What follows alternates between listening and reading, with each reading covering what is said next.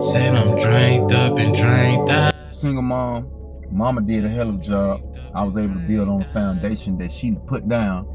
But in that quest of finding out who I was, this is where single mothers lose their authority, lose the grip on the male children. Because once he starts to develop into his young adulthood, he's not looking for mother.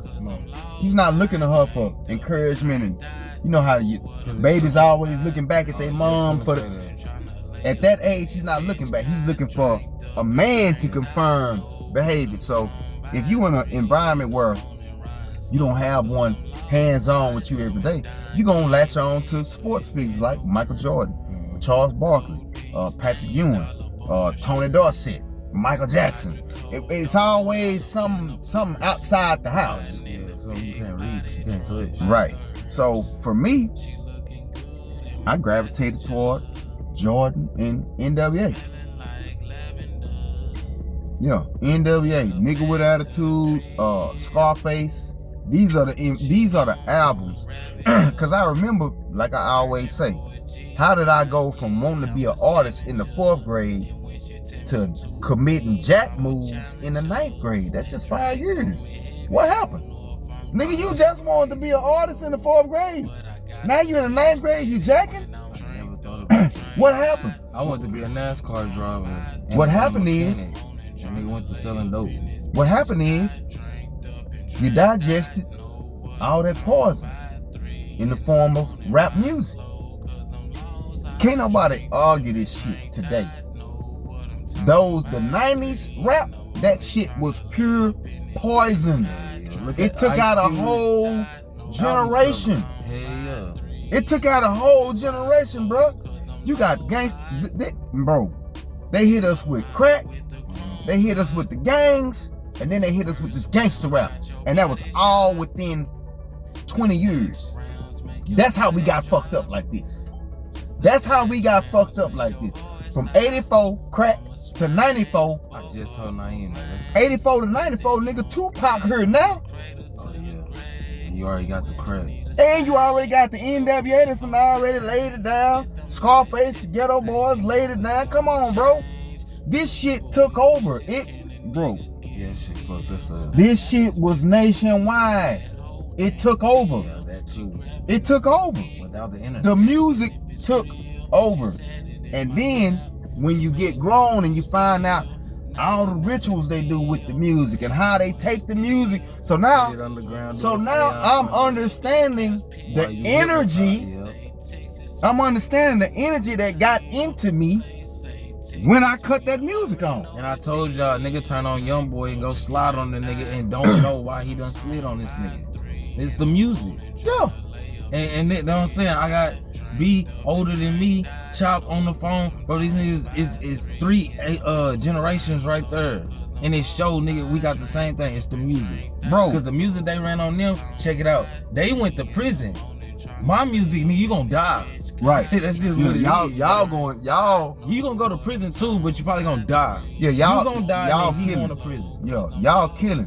The shit that we was listening to, the shit gonna get your ass threw up under the jailhouse. But look, like you said with the white man, look how you gonna beat him, bro. He already got our fathers to go to prison. So now when the new music come out, oh, you straight killing. There ain't nothing to talk about. Ain't no none of that, bro. I'm telling you, man. So yeah, that was what was my biggest negative influence was the music, bro.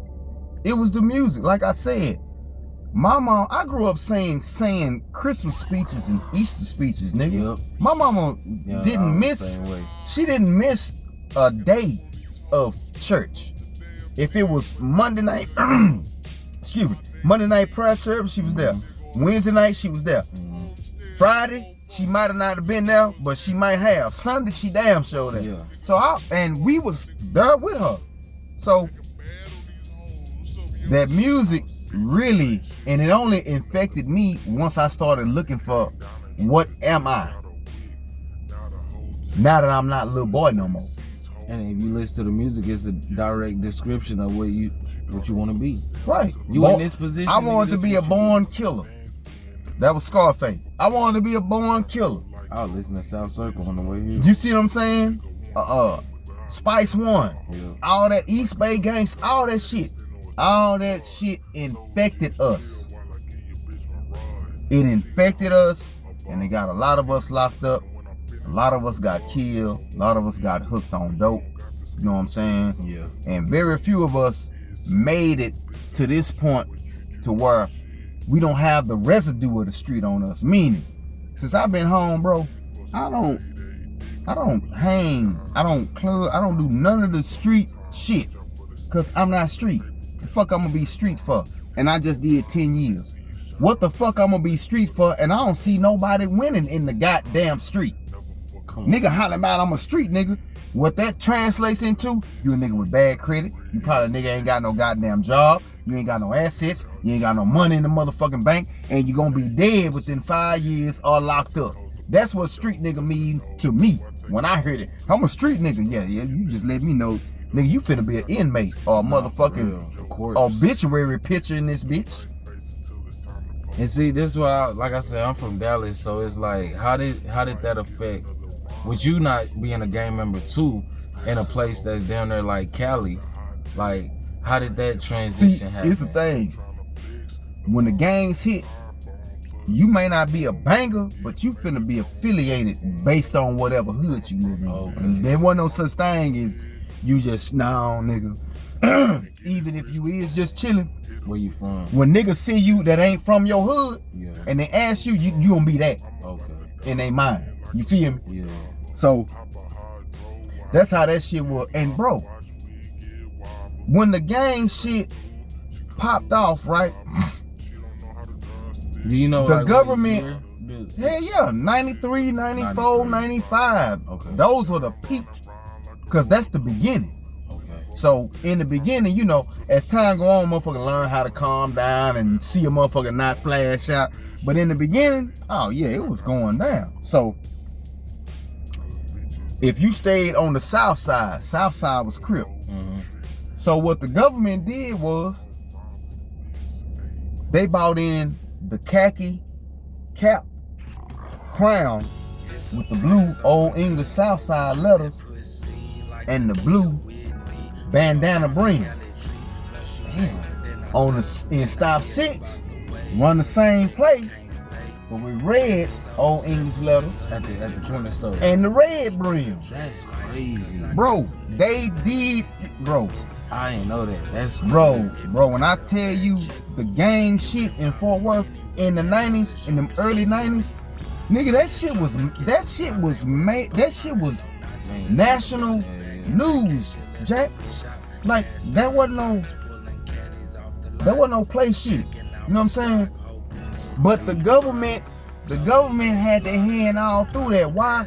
Because when the neighborhood started separating into sects, Crips and Bloods, guess what was playing on the radio? Banging on motherfucking wax, nigga. They played that on the radio? I'm saying that was what was on it. Okay. That was what was in niggas' cars. Crippin' ain't easy. So Pyru. So you could go to the store and buy the cassette? Hell yeah, nigga. I'm saying, I'm young, nigga. I didn't know this. Nigga, that's crazy. If you was on the south side, it was Crippin' Ain't Easy or Steady Dipping. And if you was on the east side of Stop 6, nigga, was Pyru Love and Wanna Be a B-Dog. So they hit us with the music. Now, Banging on Wax is after NWA and I already came in and ran through. So here come Banging on Wax. So now we already got you with attitude. Now we need to give you some direction for that attitude. Cause y'all was robbing Asians and shit like that. So they're like, all right, we gotta get them up off of them, get them on each other. Cause these niggas is a threat. Right. So they come with the Banging on Wax. So everybody in every neighborhood, everybody start picking sides. Go to the Chrome store. They souping it up with the hats, the bandanas, and all this extra shit. So that's how they wiped us out. That's how they got my generation. Yeah, bro. The bandana hat, the bandana brim. If you're on the east side, it's the red brim. If you're on the south side, it's a blue brim. You on the west side, it might be a blue brim or a black brim. Cause the west side niggas was on their own type of time, you know what I'm saying? But I'm just saying, that was a whole generation, bro. Me, I'm 50, so that's my whole generation, which is be your daddy, yeah, and all his homies, yeah, and all, you know what I'm saying? They took out a whole generation, bro. Cause like I said, I was born in '96, so about like 2000. 96, nigga, I was headed to the penitentiary. I hit the pen March 15th, 1996. That's my first day in the penitentiary. June 24th, 1996. So, what, 2000, what, yeah, I be 10. So, like, 2003, 4, I'm seeing the colors and shit, but I'm not knowing. So, it was, and we stayed in the blood set in Dallas. So, I'm like, damn, why everybody not fucking with my daddy? But we in blue clothes, we driving blue cars. My daddy had a blue Cadillac and a blue Buick. What? Like, and we staying in a blood set. Man, and I'm seeing niggas start checking me. I'm like 8, 9 years old, so they like, what you banging? I'm like, I don't know. Niggas jump me. So this is old anyways, but nigga, I told my daddy like, shit, where your bike? I got jumped on my birthday. I had just turned 9. They took my bike. They had to walk all the way back to the apartments. And daddy came on, where your bike at? I'm like, shit, them niggas took it. He was like, yeah, I know, I saw him riding it. I just wanted to see you was gonna tell me. Yeah. That nigga went over there, just like this. Like, we stay on this part, it's some apartments behind us. He walked across that, I'm watching him and his homie. And you just start seeing the flashes, you hear the gunshots, all that, and you just come back and sit on this car.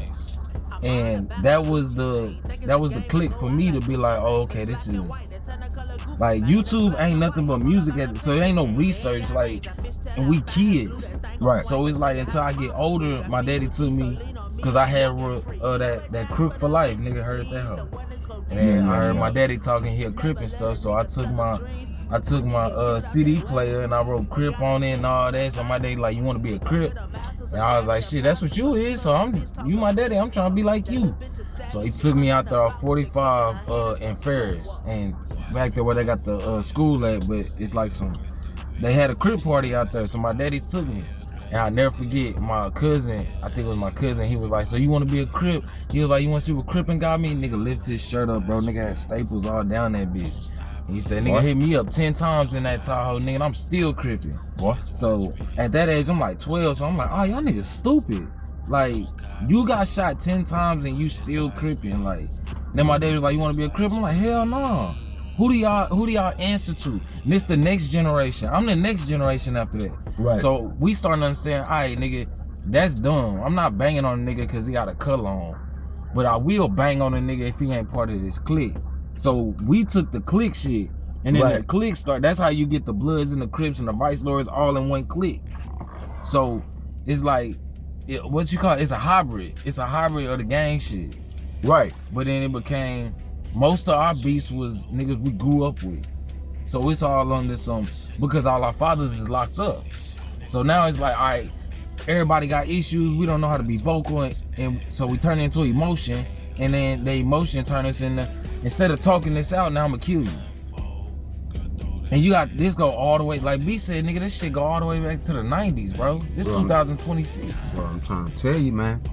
And now you got these kids out here, nigga, I just want to catch a body. Nigga ain't talking about no money. I ain't heard a nigga talking about money in years. You want to catch a body, and it's the whole thing. After you catch that motherfucker, right, and you get 2-3 years in that bitch of waking up at 3 o'clock in the morning, chow time. Man. That body you caught, that shit gonna make you either get strong in the motherfucker while you in that bitch, or you gonna lose your goddamn mind. Cause 9 times out of 10, if you done caught a body, you finna catch some motherfucking years to do as well. So, good luck with that shit. That's the props, and that's what the music, they never told us about penitentiary. They never really talked about that shit. You know what I'm saying? So going to prison was never even in my mind. When I was in the street as a young buck, I ain't even like, I thought I was gonna get killed in the street. I never thought I was gonna go to no penitentiary. And that's how I know you the first generation of that shit, because with me, it was like my daddy was in and out the pen. I got a grandfather doing 75 years right now. So I knew that was an option. But it was like, nigga, I'm not going to the pen. Because in my mind, I was like, the only way I'm going to jail is for killing somebody. So I'm, like you said, I'm going to get killed. I'm going to kill whoever. And then when the police come, I'm bang it out with them. Like, prison wasn't in my mind. And that's how I know God is real, because I was on some nigga every day, nigga. I was like, this is my last day, nigga. So I'm going to thug it out. And God was like, nah, nigga, I'm going to show you. You going to go through that shit. Right. Because it's some whole other shit I need you to experience. I never thought none of this, bro. When I was in the street, that's the most paranoid time I ever been in my life. Nigga, I was not, it didn't matter how much dope I was touching, how many hoes I was fucking, I was not happy. Boy. And then on top of that, like B said in his conversation, when my mama came and saw me in county, when I got visitation, probably 3-4 days after I was in there, the way, bro, my mama didn't even cry like that when her mama died, bro. I never seen mama, her whole face was wet, bro. Yeah. In the whole 6 minutes we was there, nigga. She lost a child. We didn't even talk because she couldn't stop crying. She lost a child. And she was like, I worked so hard to keep you out of this shit. Yeah. Because in my mind, this is 6 degrees of separation. This is my fault. I'm cool with it. I can take responsibility for that. But you don't know what that do to them. Boy. Nigga, I was a baby going all the way up into 9-10 years old, seeing my daddy through that glass. Boy. Not real. Then going to see my grandfather through that glass. And now it's like, damn, now I'm looking at you through that same damn glass. That shit hurt. Man. That shit hurt like a bitch. And that's why I fuck with B so much, bro, because it's not no disrespect, but it ain't no OG person. Zoned out right there, man. It ain't listening to you. That shit, bro, cause I'll be honest with y'all, bro. I didn't know I had childhood trauma until I talked to B and Chop on the phone one day. And they was like, bro, that's trauma, bro. But this shit gets so normalized. It's like, nigga, you just gotta chalk it up to what it is.